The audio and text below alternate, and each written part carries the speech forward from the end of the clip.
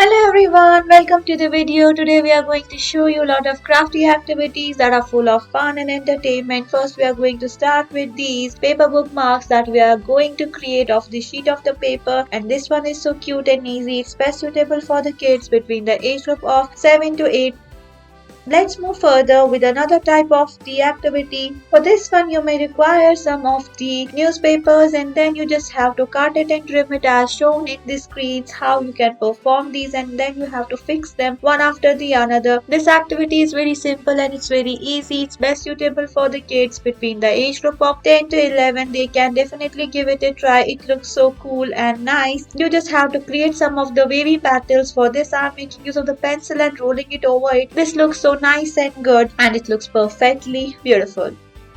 Let's move further with another activity. Here we are going to show you how we can make these cute little butterflies. For this I am taking the two-sided sheet of the paper as apparent on your screen. It's the pinkish and the bluish one. After that I have to fold it and twist it and turn it and create different creases out of it. If I will talk about the difficulty level, then this one is very easy.